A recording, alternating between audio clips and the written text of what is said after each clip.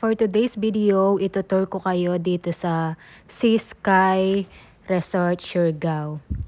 So, I stayed here for 3 nights. And if I'm not mistaken, it cost me 9,225. Actually guys, this room is for 2 packs. Kaya lang wala silang available na pang solo traveler.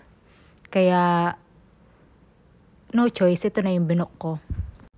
Kaya makakatipid kayo kung dalawa kayo. Napabudol lang ako kasi ang ganda ng reviews. So, ito yung mga complimentary nila. May bottled water, coffee mate, at may kit din dito. Yung view ko is yung pool. Kaso gabi na kaya di ko siya may papakita.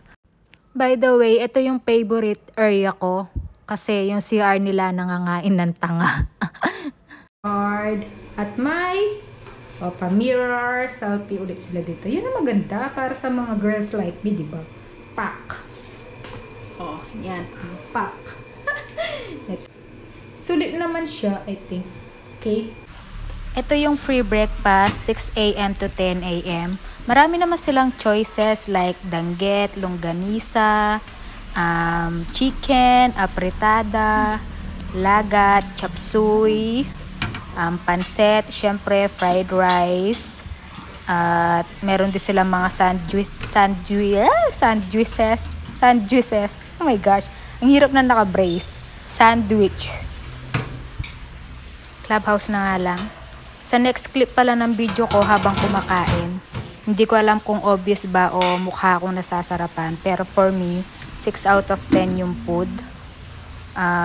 Then napansin ko din hindi sila masyadong nagpapalit ng choices sa breakfast. Pero carry lang.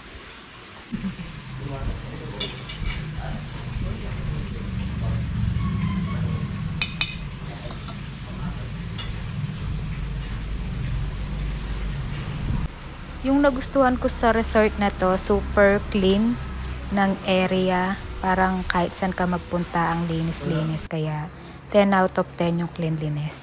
Meron din silang garden kung saan ka pwedeng mag-coffee, mag-relax. Kaso hindi available yung upstairs nila kasi kakaulan lang dyan.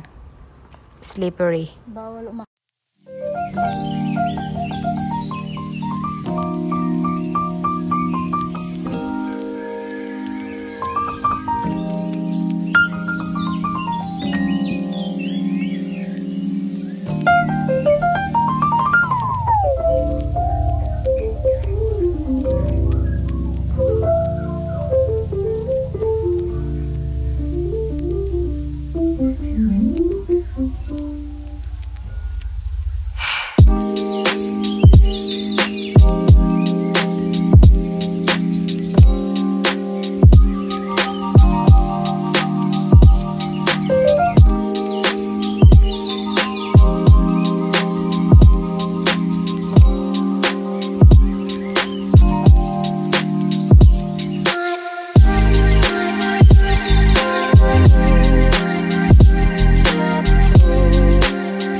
Ewan ko bakit hindi ako nakapag-swimming sa pool nila, kaya yan, tamang emote-emote lang.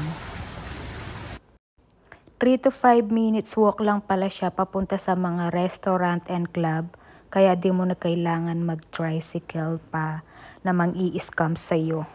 Kasi na-scam ako dito. Char, 50 pesos lang naman eh. Hahaha. Yun lang, bye!